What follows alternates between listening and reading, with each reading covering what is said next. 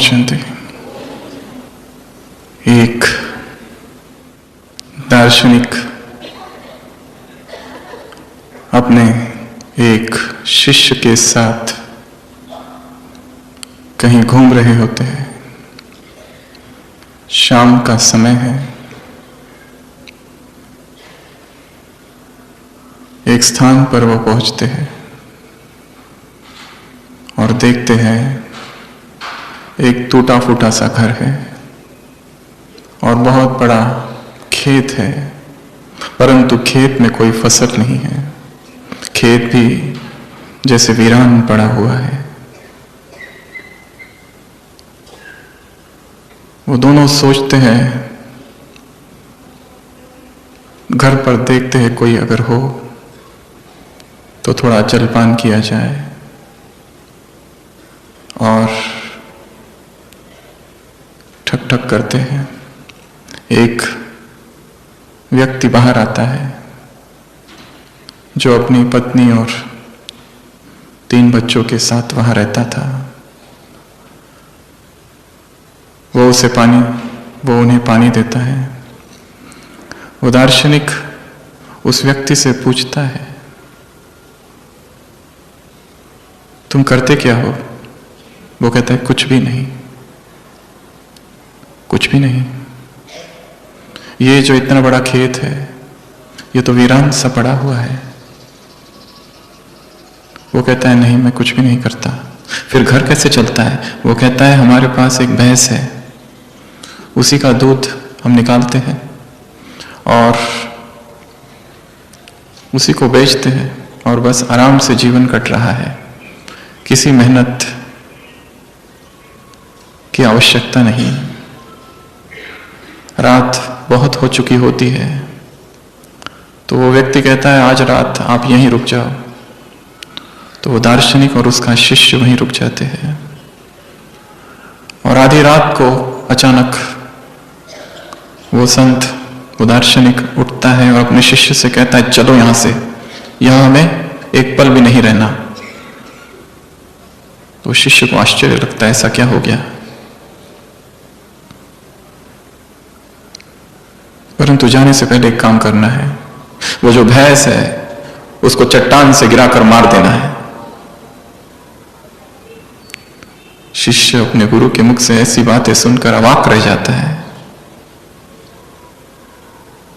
पर वो कुछ बोलता नहीं।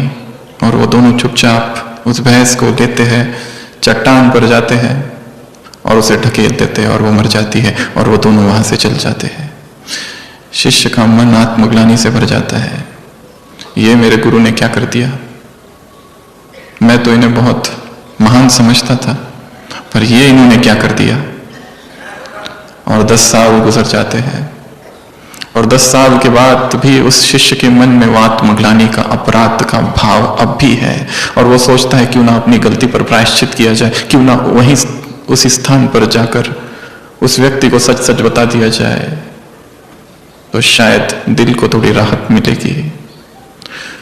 तो वो शिष्य 10 साल के बाद जाता है तो आश्चर्य होता है, एक बहुत बड़ा बंगला, एक शानदार घर वहां पर होता है और वो वीरान खेत नहीं, परंतु फूलों से, फलों से लदा हुआ बगीचा और फसलों से भरा पड़ा एक खेत था। उसे लगता है शायद वो व्यक्ति कहीं चला गया और ये दूसरा है। परंतु जब ऐसे मन में सोचता है और जाने को लगता है, एक आवाज आती है कि ठहरो।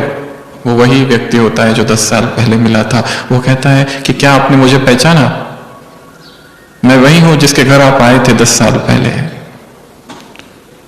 तो वो शिष्य पूछता है, ऐसा क्या हो गया? ये इतने तुम अमीर कैसे हो गए? वो कहता है, ऐसे हुआ कि जब आप दोनों उस दिन आए थे, एक अद्भुत घटना घट गई। हमारी जो भैंस थी अचानक चट्टान से गिर गई और मर गई। और उसके बाद फिर क्या करते हम तो आराम से जीवन जी रहे थे, परंतु उसके मरने के बाद फिर हाथ पैर हिलाने पड़े।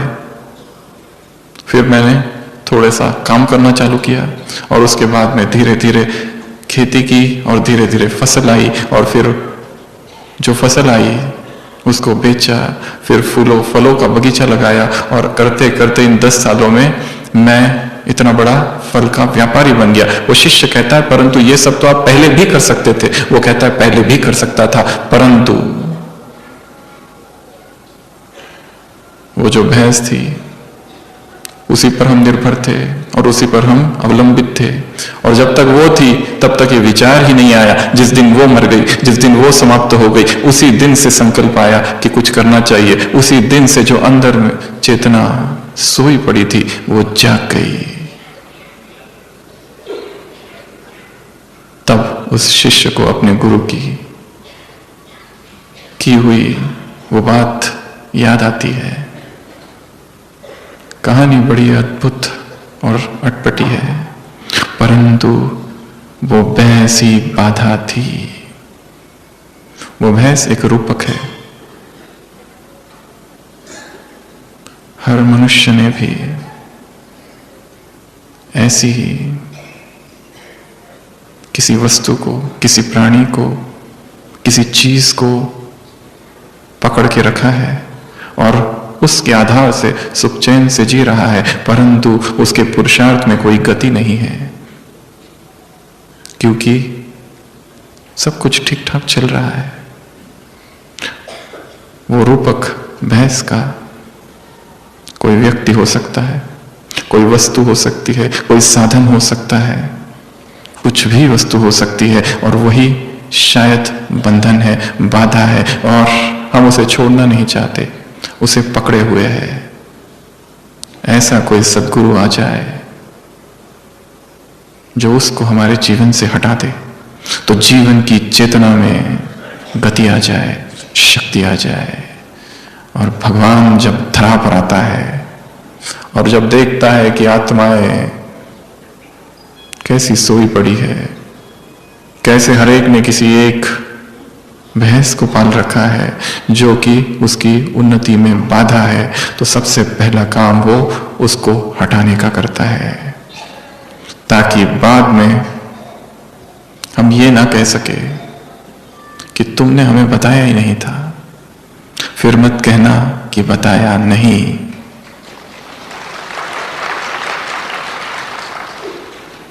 बाबा ने ऐसा अद्भुत ज्ञान दे दिया है। सुबह की साकार मुरली सागर से थालियां भर भर कर आई है। जितना चाहे उतना हर एक भर सकता है। हमने कितना भरा है, ऐसी कोई बात नहीं इस संसार की जो उसने बताई नहीं। हर एक चीज का ज्ञान उसने दे दिया है, हर बात उसने बता दी है। शायद हमने वो पढ़ी नहीं, शायद हमें वो ज्ञात नहीं, शायद हम लेट आए, परंतु यदि हमने लेट एडमिशन ली है तो लेट आने वालों की ये जिम्मेवारी है कि वो सब कुछ पढ़े जो उनके पहले पढ़ाया गया है। आने के पहले वो सब कुछ सीखे अपने वरिष्ठों से और समय का ध्यान रखे। तो इस ब्राह्मण जीवन में ऐसी बहुत सी बातें आने वाली है। हम ये नहीं कह सकते वो जब बातें आएगी ये तो आउट ऑफ सिलेबस है। बाबा कहेंगे इसके बारे में मैंने सब कुछ बता दिया है।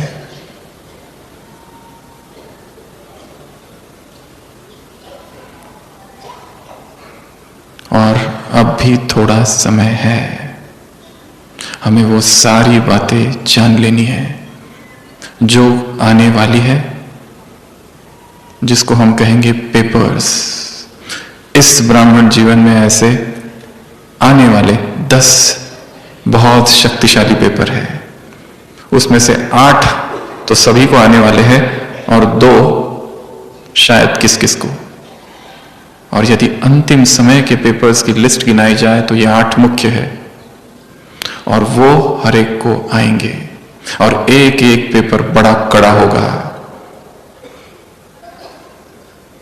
एक दृश्य ये भी है कि भगवान बैठा हुआ है और उसके सामने सभी ब्राह्मण आत्माएं हैं और सभी रो रही है और बाबा से कह रही है, बाबा आपका हम बने फिर भी हमसे यह अपराध हो गया, पाप हो गया, यह विकर्म हो गया, और आंसू बहा रही है, बाबा से माफी मांग रही है।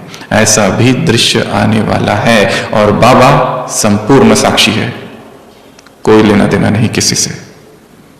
वो आत्मा है जिन्होंने अपने जीवन को अर्पण कर दिया भगवान के चरणों में। वो आत्मा है जिन्होंने अपना सर्वस्व सहा कर दिया। बूंद बूंद शिवलिंग पर सहयोग की बूंदें डाली, तन मन धन की फूरी फूरी तालाब। उनके भी आंखों से शायद आंसू बहेंगे और बाबा से माफी मांग रही होगी, बाबा हमें माफ कर दो, हमें पता था ये श्रीमत है, हमें पता था ये आपकी आज्ञा है, हमें पता था ऐसा करना चाहिए था, फिर भी हम ना कर पाए, और बाबा प्लीज। और भगवान उस समय संपूर्ण साक्षी होगा, वो कुछ नहीं करेगा। ये दृश्य भी आने वाला है। जिसने जो कुछ किया है सब कुछ स्पष्ट दिखाई देगा।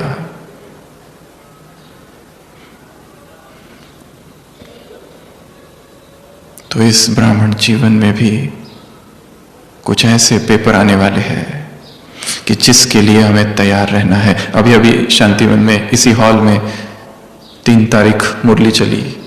बाबा ने कहा चेक करो, मन बुद्धि में चेक करो, क्लीन और क्लियर है। चेक करो मन बुद्धि में टचिंग पावर, कैचिंग पावर कितनी है। साइलेंस की शक्ति बढ़ाओ। कोई ये नहीं कह सकता कि हमारे पास समय नहीं है। अभी से अभ्यास करो साइलेंस की शक्ति की सकाश, साइलेंस की शक्ति का सहयोग दो आत्माओं को। गॉडली बैंक अब खुली है। इस बैंक में श्रेष्ठ संकल्पों का खाता बढ़ाओ, साइलेंस की शक्ति जमा करो। 1000 पुष्ट की पेजेस की किताब रखी जाती है और पूछा जाता है इसको पढ़ने में कितना दिन लगेगा। तो एक लेखक कहता है 6 मास, एक डॉक्टर कहता है 3 मास, एक दार्शनिक फिलोसोफर कहता है 1 मास। एक विद्यार्थी को पूछा जाता है कितना दिन, कितना मास, वो कहता है it depends upon when is the exam. ये इस पर निर्भर करता है कि परीक्षा कब है। ये हमारी हालत ना हो कि हम पढ़ाई करें इसलिए क्योंकि पेपर इतने देर में आने वाला, इसलिए हम तब से पढ़ाई चालू करें। पहले से ही हमारी तैयारी हो। तो ऐसे 10 पेपर्स आएंगे और वो जब जब आएंगे हमारे मुख से ऐसे शब्द ना निकले कि बाबा आपने ये पहले क्यों नहीं बताया। बाबा कहेगा फिर मत कहना बताया नहीं, मैंने पहले बता दिया था। वो सब बातें बता दी थी, तुमने शायद नहीं सुनी। और ऐसी कुछ श्रीमत है, हम 6 श्रीमत ऐसी लेंगे कि हम ये नहीं कह सकेंगे कि हमें पता नहीं था। सबसे पहला पेपर होगा 5 विकारों का,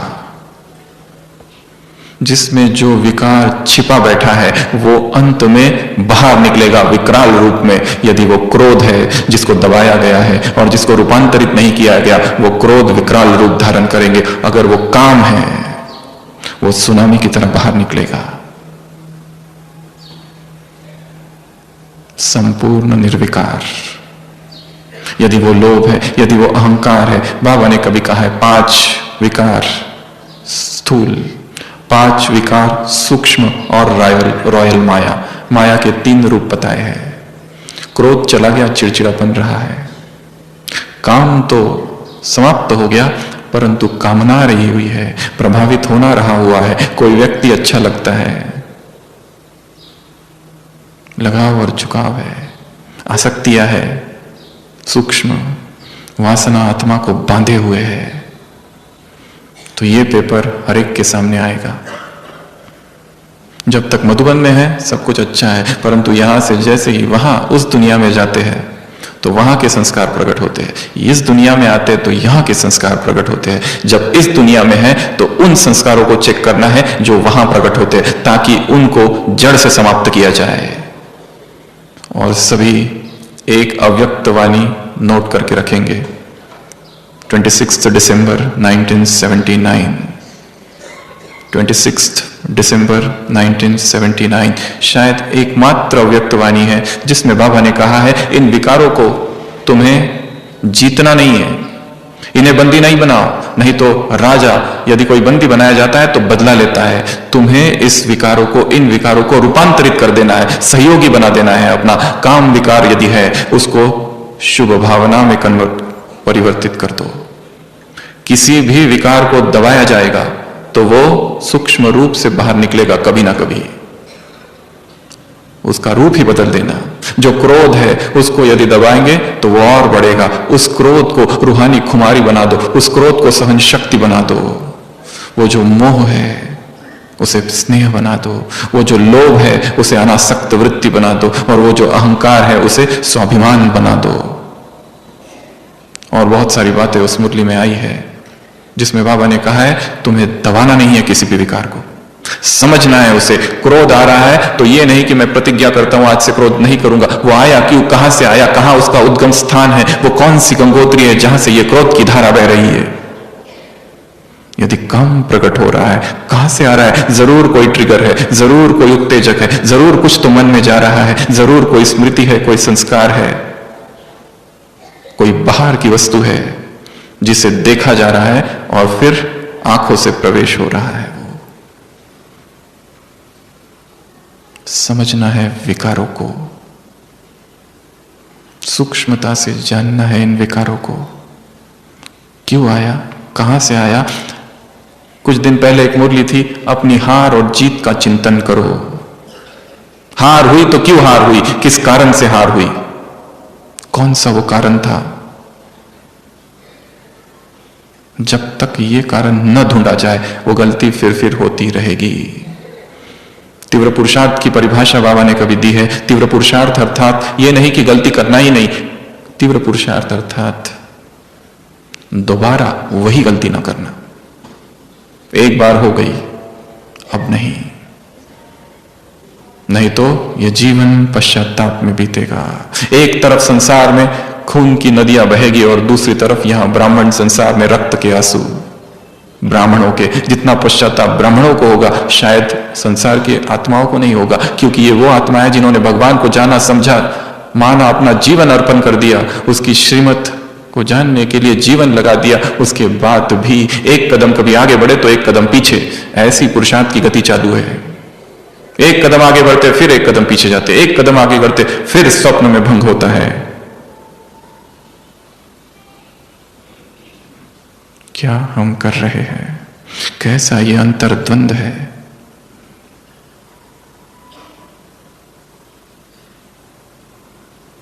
अपने ही मन को समझना है। विकार जो प्रकट हुआ किस अवस्था में हुआ, किस स्थान पर हुआ, किस समय हुआ, उस समय को जानना है, उस स्थान को जानना है, उस मन की स्थिति को जानना है, ताकि अगली बार वैसा न हो। तीव्र पुरुषार्थ की परिभाषा कभी बाबा ने दी है 21 जनवरी 1969 फर्स्ट अव्यक्तवाणी यज्ञ की। ऐसा नहीं कि तुम पुरुषार्थ नहीं करते, परंतु समय पर ज्ञान याद आ जाना यही पुरुषार्थ है। समय पर ज्ञान याद आना यही तीव्र पुरुषार्थ है, और कोई पुरुषार्थ नहीं है। इसके लिए निरंतर ज्ञान की धारा बहती रहे, निरंतर ज्ञान का चिंतन होता रहे, मनन होता रहे, क्योंकि ये विकार बड़े सूक्ष्म हैं, बहुत सूक्ष्म है। कब आते हैं, कैसे आते हैं, किस द्वार से आते हैं, समझ ही नहीं आता है। जितने सूक्ष्म विकार है उतनी ही सूक्ष्म बुद्धि भी चाहिए। इसलिए बाबा ने कहा साइलेंस की शक्ति जमा करो। इंदौर ग्रुप से बाबा ने बात की, अंतर्मुक्ता की तपस्या करो, अंतर्मुक्ता की तपस्या। बाह्यमुखी बहुत रहे, संसार में बहुत बात की, अब मौन, अब चुप हो जाओ। ब्राह्मण जीवन मौजों का जीवन है, पर यह ना भूलना कि यह साधना शिविर भी है। पिकनिक करते करते कहीं तपस्या खो ना जाए। घनिष्ठता में, फैमिलियरिटी में ब्राह्मण परिवार के ब्रह्मचर्य की बलि ना चढ़ जाए।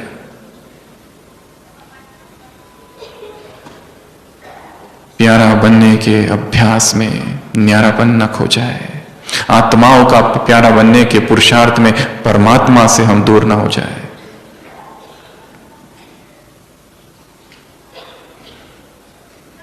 सूक्ष्म विकारों की चेकिंग। स्थूल तो चले गए परंतु सूक्ष्म बाकी है। आवेग, आवेश, उत्तेजना, क्यों, कहां से समझना है। इंद्रियों को भी समझना है अपनी।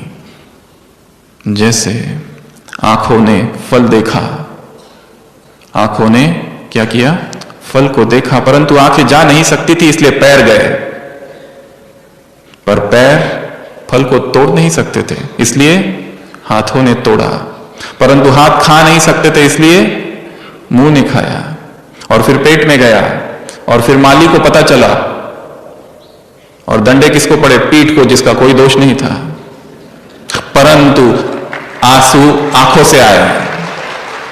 आंसू कहां से आए, आंखों से, क्योंकि उसी आंख ने देखा था। इसलिए इस चक्र को समझना है। जब जब गिरे हो, कहां से गिरे, ये नहीं कि आज क्रोध आया तो आज भोजन नहीं, आज ये वासना उठी तो आज प्रतिज्ञा करता हूं। ये बहुत अच्छा है प्रतिज्ञा करना, परंतु प्रतिज्ञा ज्ञान युक्त, चिंतन युक्त प्रतिज्ञा हो, नहीं तो वो प्रतिज्ञा जब टूटेगी दोहरा पश्चाताप होगा। किसी अव्यक्त वाणी में बाबा ने कहा है, इनको अपना ब्राह्मण जीवन नहीं बना देना। ब्राह्मण जीवन की रस्म 3P, पाप करते रहना, पश्चाताप करते रहना एंड पार्डन, माफी मांगते रहना। इसको ब्राह्मण जीवन का रीति रस्म नहीं बना दो। हर बार नए पाप करते रहो, फिर पश्चाताप करो, फिर बाबा को खत लिखो, बाबा ये हो गया। इसको ब्राह्मण जीवन की रीति रस्म नहीं बनानी है।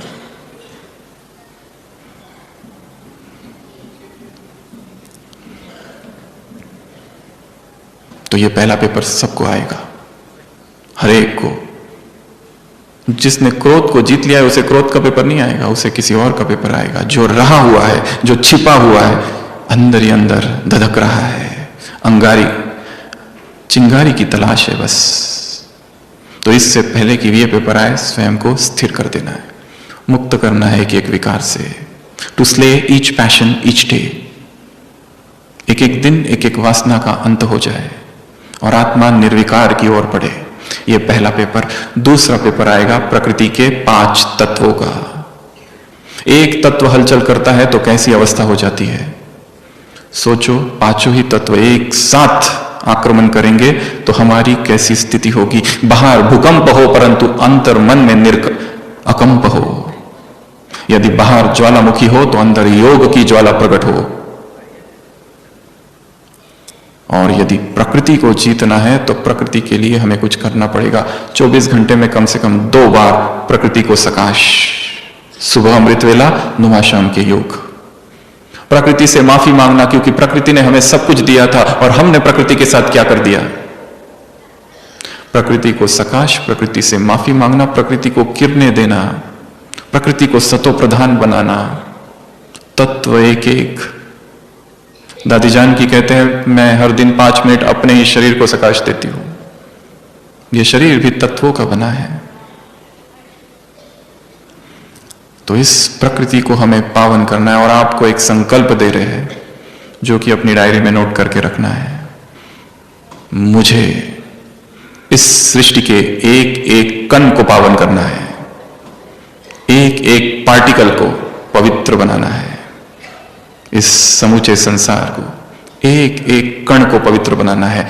तो मेरे अंदर पवित्रता की कैसी धारणा होनी चाहिए। वो भक्त एक दिन के लिए पवित्रता का व्रत धारण करते हैं, तुम्हारा सदा के लिए पवित्रता का व्रत है। और तुम्हारी पवित्रता है मनसा वाचा कर्मणा, संबंध संपर्क खान पान। अभी अभी मुरली चली है। 5 प्रकार की पवित्रता। किसी भी तल पर यह पवित्रता भंग ना हो, नहीं तो तुम में और उन भक्तों में कोई अंतर नहीं होगा। पवित्रता आधार है ब्राह्मण जीवन का। अभी अभी मुरली चली, 3 महावाक्य थे उसमें। ब्राह्मण जीवन का आधार पवित्रता है, श्रेष्ठ पद का आधार पवित्रता है, पूज्य बनने का आधार पवित्रता है, सर्व प्राप्तियों का आधार पवित्रता है। तो जब इस पावन स्थान पर आए हैं, अपने पवित्रता के चार्ट को चेक करना है। तो दूसरा जो पेपर आएगा वो होगा प्रकृति की तरफ से। अभी से स्वयं को शक्तिशाली बनाना है। और एक चीज इसी के साथ, प्रकृति में जो हलचल होती है उसमें अचल अड़ोल रहने का अभ्यास, और प्रकृति की कंप्लेंट नहीं करना। आज गर्मी ज्यादा है, आज ठंडी ज्यादा है, आज बारिश ज्यादा है। प्रकृति ने हमें इतना सब कुछ दिया और हम क्या कहते हैं, उसकी कंप्लेंट करते रहते हैं। मन में नकारात्मक भाव है प्रकृति के प्रति। क्यों? क्या ऐसे भाव यदि हम रखें और सारे सुबह, फिर हम क्या प्रकृति को सकाश दे सकेंगे? शायद नहीं। प्रकृति रक्षा उनकी करेगी अंत समय में जिन्होंने उसकी सेवा की होगी। क्या मैं प्रकृति की सेवा कर रहा हूं? यही तो सबसे बड़ी सेवा है आज। जहां प्रकृति ही तमो प्रधान है, जहां आत्माएं तमो प्रधान है, अपनी प्यूरिटी को इतना बढ़ाना है कि अपने आप सकाश विश्व में फैले, 5 तत्व पावन हो जाए। तो संकल्प दिया है इस सृष्टि का एक एक कण मुझे क्या करना है, पावन बनाना है। ये मेरी रिस्पॉन्सिबिलिटी है।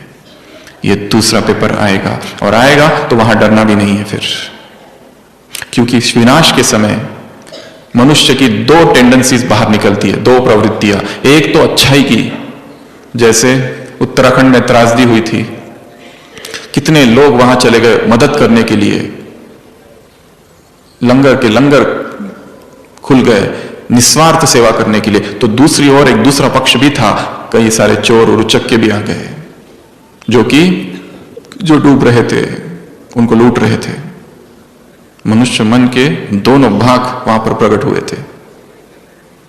तो विनाश के समय ये दूसरा पेपर आएगा। तीसरा पेपर है शारीरिक कर्म भोग, इस शरीर का पेपर। ऐसा कोई नहीं कह सकता कि मैं कभी बीमारी नहीं पड़ूंगा। हाँ, इस शरीर की देखभाल जरूर करनी है, इस शरीर को स्वस्थ जरूर रखना है, परंतु उसके बावजूद भी क्योंकि तत्व ही तमो प्रधान है, तो ऐसी कोई ना कोई बीमारी भी शरीर में आएगी, और तब हिलना नहीं है, तब अचल अडोल रहना है। ऐसा जो रहेगा वही योगी है। और वास्तव में हमारे ज्ञान और योग की जो टेस्ट है वो है बीमारी। बीमारी होने के बाद कौन कितना अचल अडोल रहता है, यही दिखाता है कि कितनी गहराई से मुरली को सुना था, कितनी धारणाएं पक्की थी, कितनी तितिक्षा थी, सहन करने की शक्ति थी।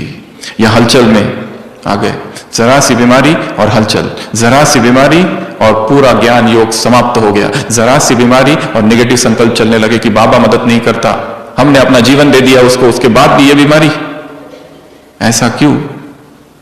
बीमारियां आएगी क्योंकि वो कार्मिक अकाउंट है, कर्म भोग है, और वो भी चुकतू होगा। क्या मम्मा और बाबा से भी अधिक पुरुषार्थ इस संसार में किसी ने किया है आज तक? परंतु वो भी नहीं छूटे कर्म भोग से। तो हम कौन हैं? तो बीमारियां ये तीसरा पेपर है जो हर एक को आएगी, उसके लिए भी स्वयं को तैयार रखना है। और एक दूसरी बात, जिस तरह की हमारी जीवन शैली है, यदि वो ऐसी जीवन शैली है कि जिसमें हम बार बार बीमार पड़ रहे अपने ही कारण से, तो वो भी ज्ञानी तो योगी आत्मा की निशानी नहीं है। बार बार हमने एक बात बाबा की कही है, जो बच्चे अपनी ही गलती के कारण बार बार बीमार पड़ते हैं, बाप दादा उन्हें ज्ञानी योगी आत्मा नहीं कहते। ऐसा खानपान है, ऐसी दिनचर्या है कि जिसमें बीमारियां है। तो ये तीसरा पेपर भी आएगा। तो इसमें सबसे पहले तो स्वयं को स्वस्थ रखना है, क्योंकि शरीर जब स्वस्थ ही नहीं तो योग भी नहीं लगता है। दूसरा, इस देह को सकाश, और यदि बीमारी आ भी जाए तो सकारात्मक भाव। बाबा ने मुरली में कभी कहा है 31 दिसंबर 1995, यदि कोई बीमारी आ जाए तो तुम क्या कहो? वाह व्याधि वाह। क्यों कहो? क्योंकि यदि कोई तुम्हारे घर मेहमान आए और यदि तुम उसकी तारीफ करो तो वो खुशी खुशी से विदा लेगा। यदि कोई बीमारी भी आ जाए तो क्या कहो? वाह व्याधि वाह, बहुत अच्छा, तो खुशी खुशी से वो विदा लेगी। दवाइयां भी लेनी पड़े तो ये नहीं कि मुझे इतनी दवाइयां क्यों लेनी पड़ती है। बाबा कहते हैं ड्राई फ्रूट समझो, उसमें भी सकाश भर दो, उसमें भी शक्ति भर दो, और फिर स्वीकार करो इस संकल्प के साथ कि ये दवाई मेरे शरीर में जा रही हो और सारे विकारों को नष्ट कर रही है, केवल देह के नहीं मन के भी। तो ऐसा अभ्यास करना है। कंप्लेंट जहां होगी, नकारात्मक भाव जहां होंगे, वहां बीमारियां बढ़ती है।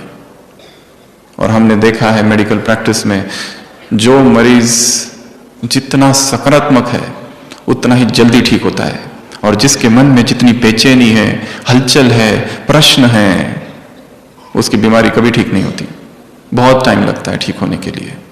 तो मन कैसा है, तो ये तीसरा पेपर। चौथा पेपर, साधनों का अभाव।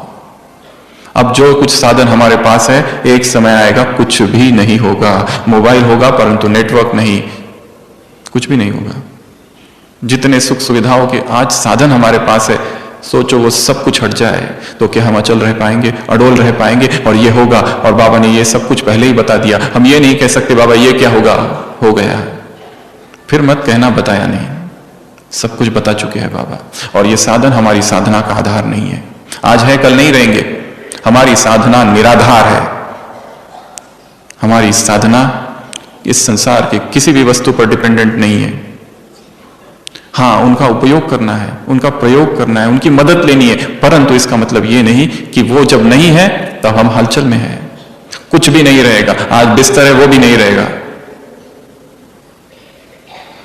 बाबा ने कहा है जो वॉइसलेस होंगे वही वायरलेस होंगे।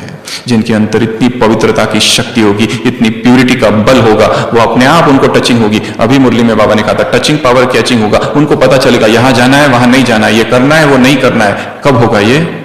जब इतनी क्लीन क्लियर इंटेलेक्ट और माइंड होगा। तो ये भी पेपर आएगा। इसके लिए बीच बीच में अभ्यास करना है ऑफलाइन रहने का।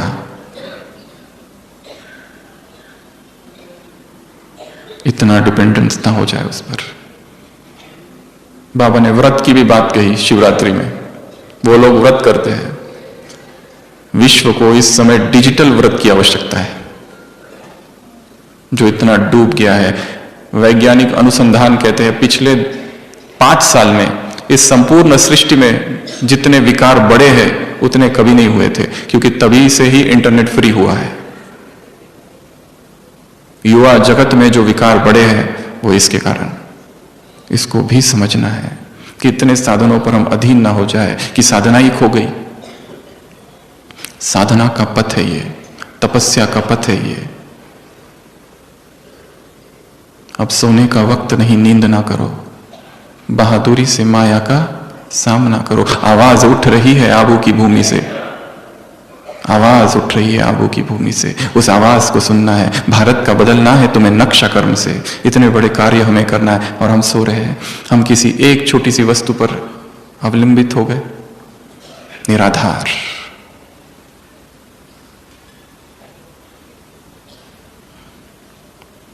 साधना निराधार हो जाए। अभ्यास करना है, हर प्रकार का अभ्यास करना है, हर प्रकार का।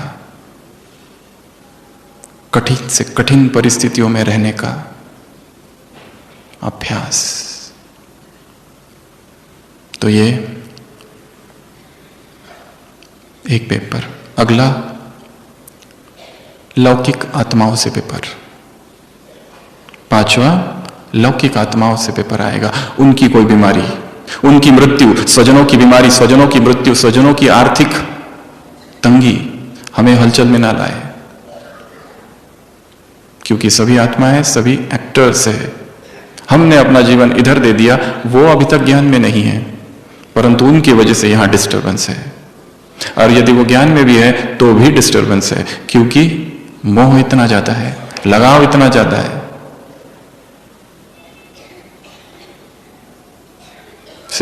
ये मार्ग मर्जीवा जन्म का मार्ग है। कोई एक दादी थे तो एक सेंटर पर भाई आता था, वो छोड़कर चला गया। कोशिश की उसे लाने की। किसी ने पूछा दादी आप उसको लाते नहीं, कुछ बोलते नहीं। दादी ने कहा था, बहुत पुरानी कोई किसी शहर की ये बात है, जो ज्ञान से मर गया उसका मुंह क्या देखना।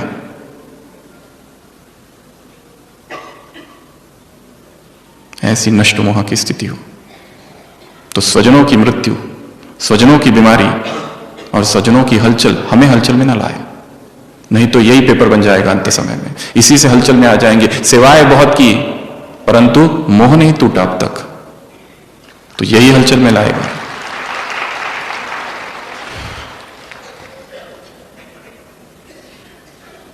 सब मरे पड़े हैं, कौन भाई, कौन माँ, कौन बाप, कौन पिता, कौन किसका, सब आत्माएं हैं। किसके मोह में हम फंसे हैं और क्यों अपना पुरुषार्थ गवा रहे हैं, और क्या मिला उससे? कुछ भी नहीं।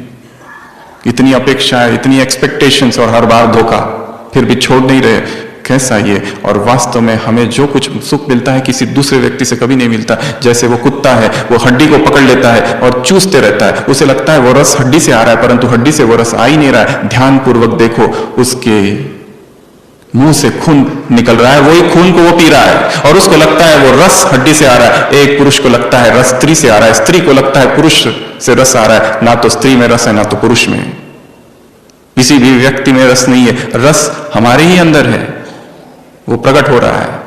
और दूसरा व्यक्ति केवल एक पर्दा है। हमारे विचार जा रहे हैं, प्रक्षेपण हो रहा है और हमें लगता है ये मुझे सुख दे रहा है, ये मेरा आधार है, ये मेरी केयर करते हैं, ये मुझे अटेंशन देते हैं। ब्रह्म मात्र है, एक परमात्मा के अतिरिक्त इस संसार में हमारा कोई भी नहीं। सब के सब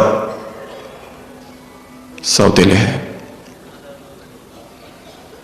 सदा एक वही है। जब ऐसा भाव प्रकट हो जाए तब वैराग आएगा संसार से।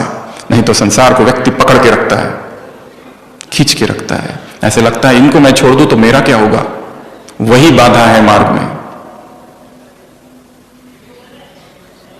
तो लौकिक से भी पेपर आएगा।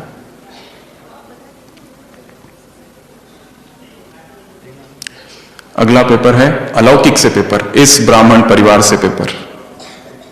ये जो ब्राह्मण परिवार है, हमने ज्यादा से ज्यादा समय इन्हीं के बीच में बिताया है, तो सबसे बड़े पेपर तो यहां आएंगे। इसके सामने लौकिक के पेपर बहुत छोटे हैं। और यहां पर भी 3 कैटेगरी, बड़ों से, साथियों से और छोटों से। और ये सारे पेपर आने चाहिए, क्योंकि इन्हीं के चुकत होने के बिना हम जा नहीं सकेंगे। इसलिए अगर पेपर अपने साथियों से, बड़ों से और छोटों से आ रहे हो तो खुश होना चाहिए कि हिसाब चुकत हो रहा है, दुखी नहीं होना है। और ये ब्राह्मण जल्दी जल्दी आह्वान कर लो कि जितने मेरे पेपर है आ जाए और चुकत हो जाए।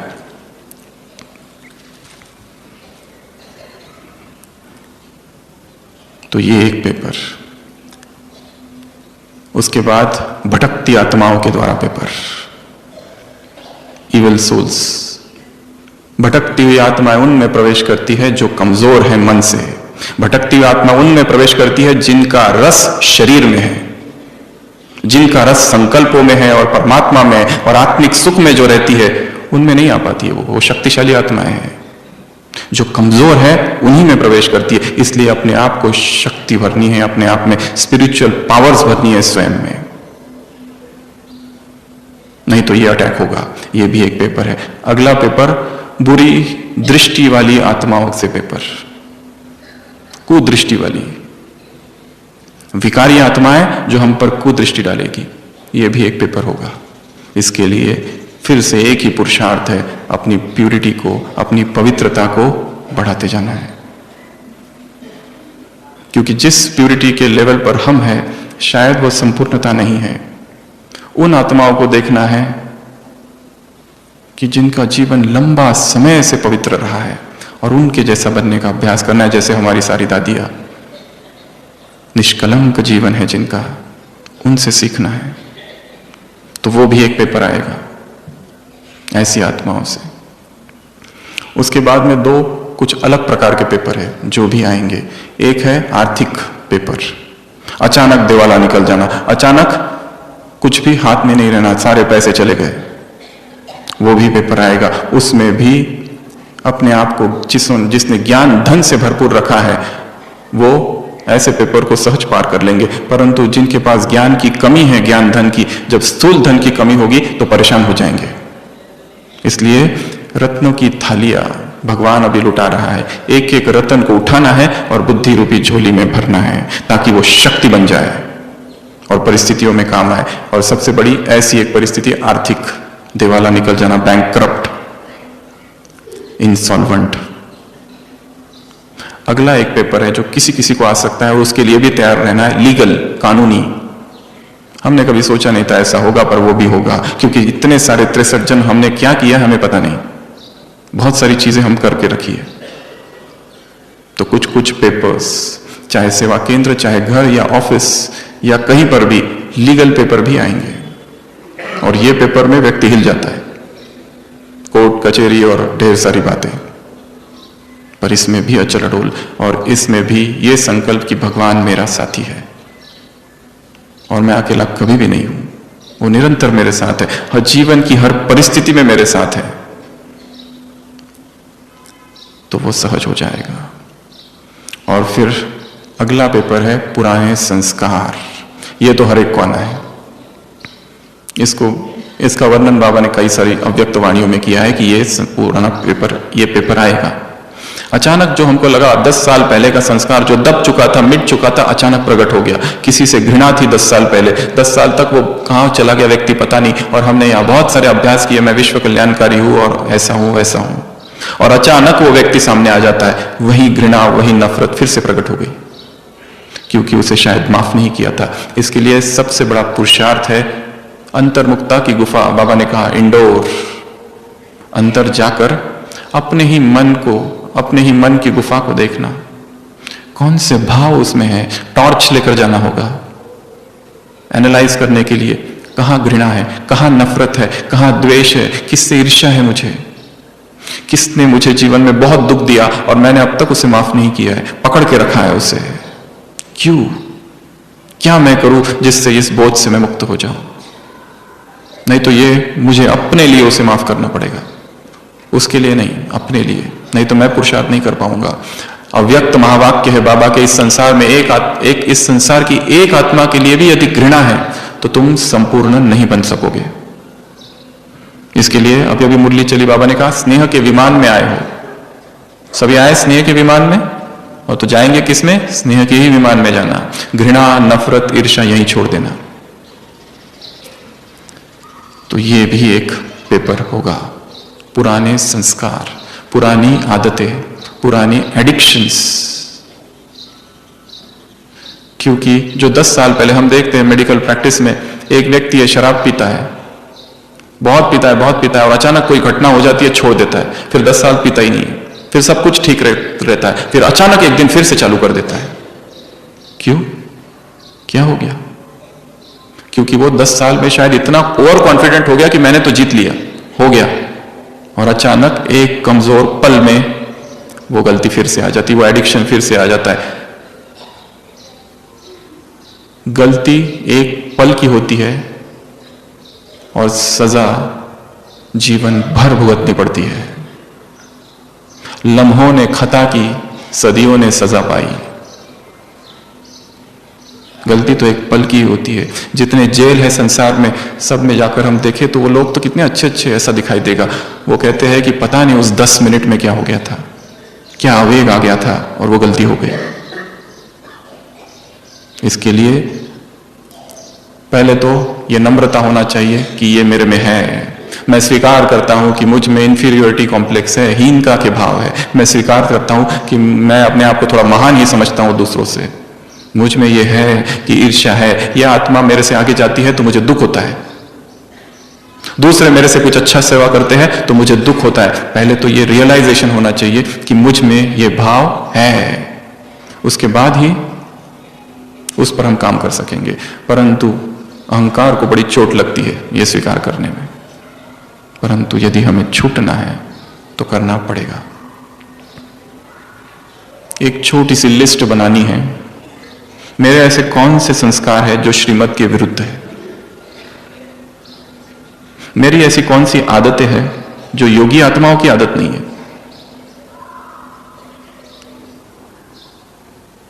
मेरी ऐसी कौन सी सोच है जो योगी की नहीं होनी चाहिए। संस्कारों पर काम करना है। और 12वां पेपर कौन सा हो सकता है? एक तो बताया प्राकृतिक आपदा है, 12वां है तीसरा महायुद्ध।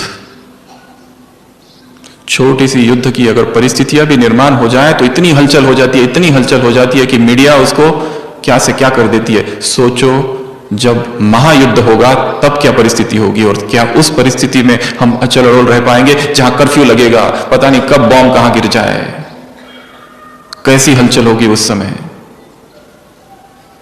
आइंस्टाइन से किसी ने पूछा था चौथे महायुद्ध के बारे में आपका क्या विचार है। उन्होंने कहा था चौथा महायुद्ध कभी होगा ही नहीं, क्योंकि तीसरे में ही दुनिया खत्म हो जाएगी, ऐसा भयंकर होगा जो तीसरा होगा। तो जो होगा, बाबा तो कहते हैं उसी में भी कल्याण समाया हुआ है। उस विनाश में ही कुछ दिन पहले मुरली थी, मुक्ति मर्ज है, पर यह भी पेपर आएगा कि चारों ओर हलचल, मुरली हमारे पास रहेगी नहीं, मुरलियां नहीं मिलेगी, फिर तो वही जो सुना हुआ है बुद्धि में जो मुरलियां है, ज्ञान है, उसी का चिंतन करना पड़ेगा, कुछ भी नहीं मिलेगा। जैसे साधनों की बात की, अनाज, जो भी आवश्यक सामग्री है वो भी नहीं मिलेगी। और ऐसी अवस्थाओं में इन 12 के 12 पेपर्स में वही आत्माएं चल रह सकती है जिन्होंने अपने अंदर साइलेंस का बल भरा है, योग की शक्ति भरी है, प्यूरिटी का सामर्थ्य भरा है, और जो केवल दिखावे में और आडंबर में और बाह्य मुक्ता में रहे हैं और केवल सेवा सेवा सेवा ही करते रहे और ज्ञान योग को छोड़ दिया और त्याग और तपस्या को छोड़ दिया, जिन्होंने वैराग का चिंतन नहीं किया, इस संसार से लिप्त रहे, वो हलचल में आ जाएंगे। इसके लिए ये 12 पेपर है। पहला बताया 5 विकार, प्रकृति के 5 तत्व। दूसरा, तीसरा पेपर साधनों का अभाव, साधन रहेंगे नहीं, शारीरिक बीमारियां। चौथा, लौकिक आत्माएं, अलौकिक आत्माएं, इनसे भी पेपर आएंगे, कुछ ना कुछ कुछ ना कुछ कुछ ना कुछ, सब समझना हिसाब चुकत हो रहा है। भटकती हुई आत्माएं, कुदृष्टि वाली आत्माएं, लीगल पेपर, फाइनेंशियल पेपर्स, संस्कारों के पेपर्स, और तीसरा महायुद्ध। तो ये सब आएगा, और ये जब आएगा तो हम ये नहीं कह सकेंगे हमें पता नहीं था, सब कुछ बता चुके हैं। और इस टॉपिक का एक दूसरा पहलू भी है कि हम ये नहीं कह सकते कि बाबा आपने हमको ये बताया नहीं था। श्रीमत मर्यादाओं को तोड़ना और फिर पश्चाताप करना और फिर कहना हमें पता नहीं था। यदि कोई सड़क से गलत साइड पे चल रहा है और पुलिस उसको पकड़े और वो कहे कि नहीं मुझे तो पता ही नहीं था, तो छोड़ देगा? छोड़ेगा क्या? Ignorance of law excuses none, नहीं छोड़ेगा। वैसे ही कुछ शक्तिशाली मर्यादाएं हैं, उन मर्यादाओं का उल्लंघन ना, मर्यादाओं की लिस्ट तो बहुत बड़ी है परंतु कुछ हम खाली गिनाएंगे। सबसे पहली है अमृत वेला। ब्रह्मा बाबा का 33 साल का पुरुषार्थ में एक दिन भी अमृत वेला मिस नहीं हुआ। अपने आप को चेक करो, पिछले 33 डेज में हमारा कितना बार मिस हुआ। भगवान के महावाक्य है, अमृत वेला स्वयं को इतना शक्ति से भर दो, इतने प्रेम से भर दो कि दिन भर किसी भी देहधारी का प्रेम ना खींचे। यदि खींच रहा है तो शायद अमृत वेला परमात्मा प्रेम से नहीं भरा है। एक धारणा। दूसरी धारणा, दूसरी श्रीमत, दूसरी मर्यादा है संपूर्ण ब्रह्मचर्य, संपूर्ण पवित्रता, जो कि स्वप्न में भी खंडित ना हो। ऐसा ब्रह्मचर्य, ऐसी पवित्रता, स्वप्न में भी व्यर्थ ना आए। अभी अभी जो मुरली चली उसमें बाबा ने कहा था यह है प्यूरिटी, केवल ब्रह्मचर्य नहीं, वो ब्रह्माचर्य हो। ये दूसरी धारणा। तीसरी धारणा है भोजन। भोजन को कितना प्रेम से, समर्पण भाव से और याद से बनाया जाता है, और भोजन को किस भाव से खाया जाता है। जबान का चटोरापन कितना है, क्या हमने इस जबान को वश में किया है? मास्टर सर्वशक्तिवान अर्थात स्वाद से परे, अव्यक्त महावाक्य है बाबा के। और भोजन को भोग कितना भगवान को स्वीकार कराया और फिर खाया, या केवल स्वाद के वशीभूत होकर खा रहे हैं?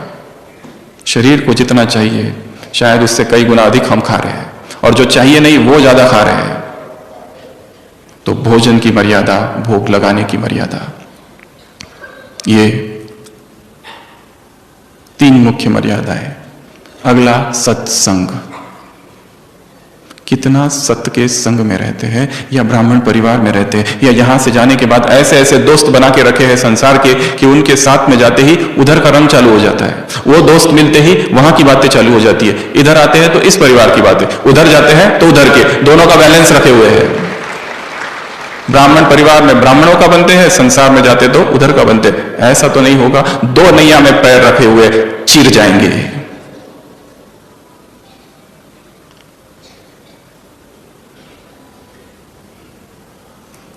एक मेहतरनी साफ सफाई करने वाली वैराग आ जाता है, सोचती है क्या करूं, यही जीवन जीऊं कि भगवान के चरणों में जाऊं। सोचती विचारती जा रही है, वहां से एक साहूकार आता है, कहता है मेहतरनी हट जा एक तरफ, और उसको एकदम से रियलाइजेशन होता है, हट जा एक तरफ हो जा। वो गुरु बन जाता है, क्या मैं इस संसार को क्यों पकड़ूं, एक तरफ हो जा, बस अब भगवान को ही पकड़ा है, एक तरफ हो जा, संसार नहीं चाहिए। सत्संग। पांचवी धारणा है ज्ञान का मनन चिंतन। ज्ञान का मनन चिंतन, केवल गए मुरली सुनी और आए और लिखी पॉइंट्स, इससे नहीं होगा, चिंतन करना पड़ेगा, गहराई में जाने का पड़ेगा। पॉइंट्स अथाह है, बुद्धि में धारण करो एक एक।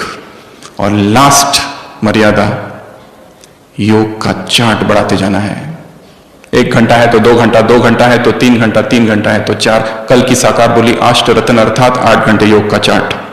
अपने चार्ट को बढ़ाना है, चाहे कितना भी ज्ञान का चिंतन करो, जब तक योग शक्तिशाली नहीं, विकारों पर विजय नहीं हो सकती। इसके लिए अशरीरी भव का अभ्यास करना है। तो ऐसी ये मर्यादा है, यदि इनको हमने तोड़ा और फिर पश्चाताप किया और बाद में कहा हमें पता नहीं था, बाबा कहेंगे फिर मत कहना बताया नहीं, मैंने सब कुछ बता के रखा था। तो 12 पेपर्स और ये कुछ मर्यादा है। फिर से इस ब्राह्मण जीवन को स्थिर करना है, स्वयं को जगाना है। ओम शांति।